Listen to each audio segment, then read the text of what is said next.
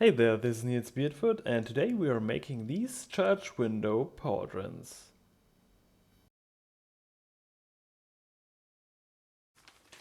Starting with the pattern, print it out, cut it out and tape it together.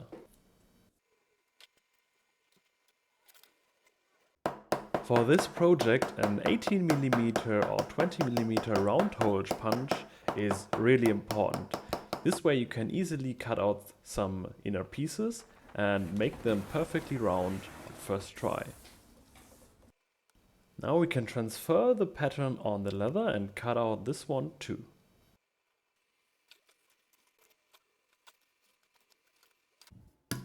To get into the window pieces a little bit easier on the edges, I punch a lot of holes there, so I have no trouble cutting it out.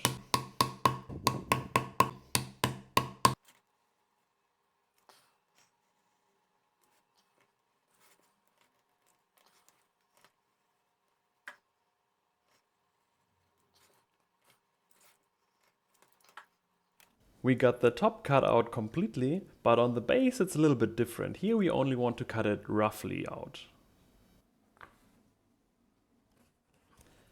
Bevel all the edges on the inner window for now, that's completely enough. For the outer edges we do it in the end. Moisten your wedge tanned leather completely from both sides and then give it some drying time. The leather now takes in all the imprints we put on, so we use that to transfer more details from the pattern on the leather.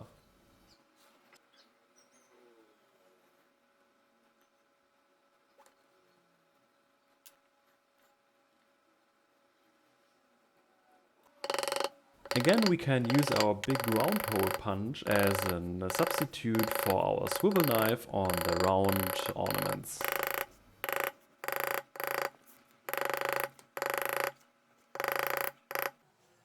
And then we can use an actual swivel knife to cut in the lines for the windows. And with some stamps we give it the look that we want.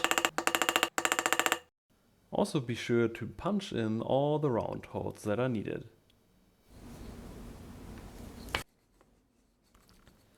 Use the moisture of the leather and a burnisher to burnish the inner edges.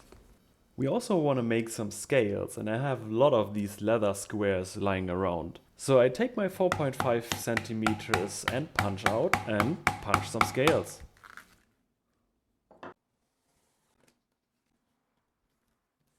Since I need a longer band of these, I cut out a lash to glue them later on together. Also moisten your scales and give them a little bit of decoration. When we got all the pieces together, we can start dyeing. For the scales and the higher layers, I take some black base coat, and on the lower layers I put on a blue with an airbrush.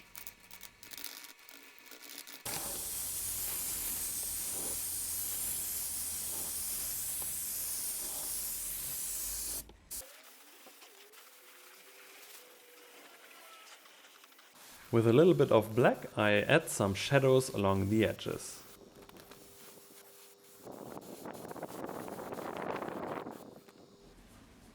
For the metal look, I use the same technique as I always do, just some resin powder together with the leather resist and then dry brush it all over the place.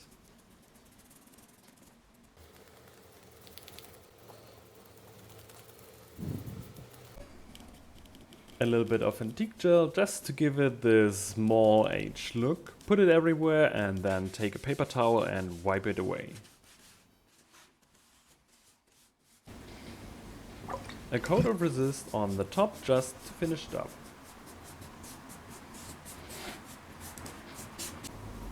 Put the resist also on the edges so you can easily burnish it.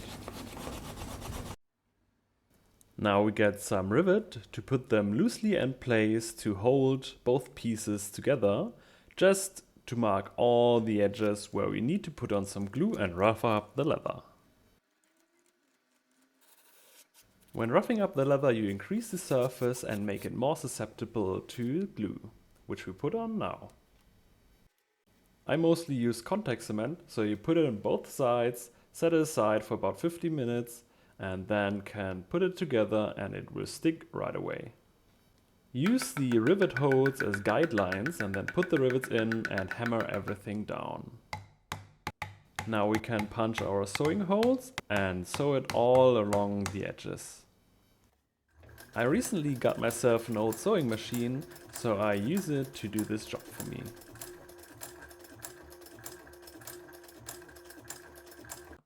Now we can take care of the excess leather and the edges. This way the edges will look really clean and nice, just like they were die cut.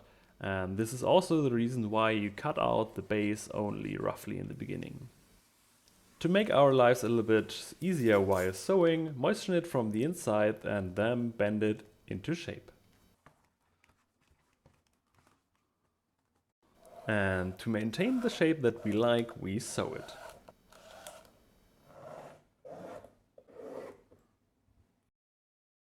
Since the leather is a little bit too soft for me, I put it in hot water, which is only tap water hot.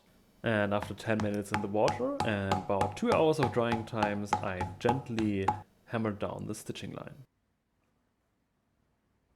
We also need an attachment for our shoulder armor, so I put on this buckle here.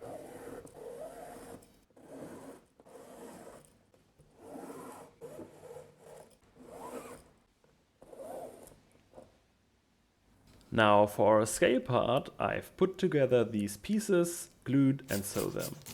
Then for this big part with the 7 scale, I rough up the leather from the inside a bit and glue and rivet on a strap with buckle. This later on will go around our arm to make sure it's all in place.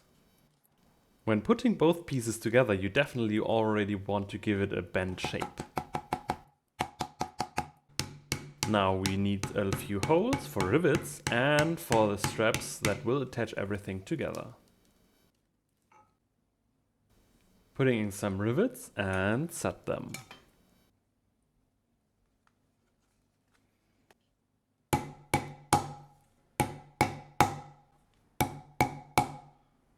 But on all the scales we still got 3 holes that have nothing in it for now.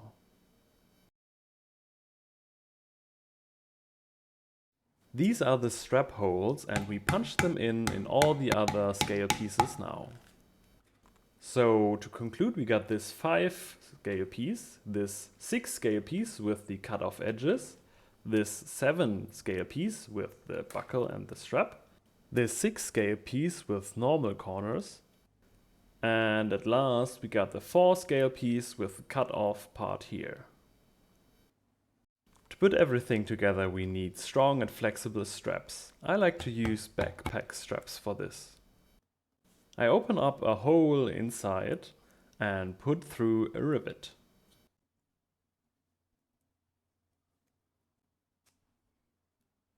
And this I do now 6 times per strap, and I need 3 straps per shoulder. Starting with our 4 scale piece, I use the rivets of the straps and put them through the strap holes, and I simply set the rivets.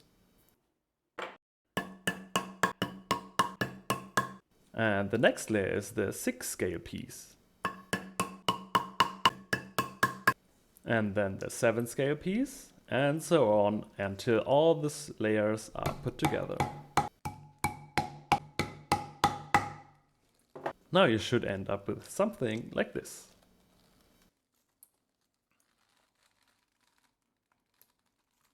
This way you end up with strong but very flexible scale armor. And to attach it to our main shoulder piece, it's the same. We got 3 holes, we put the rivet through and set them.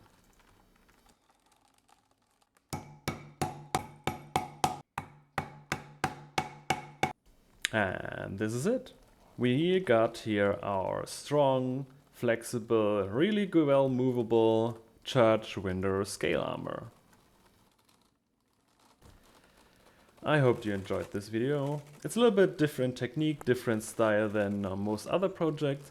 I enjoyed them and I really liked how they came out, and I hope you did too. So I hope I see you in the next video. Be sure to leave a comment and a like, and have a great day.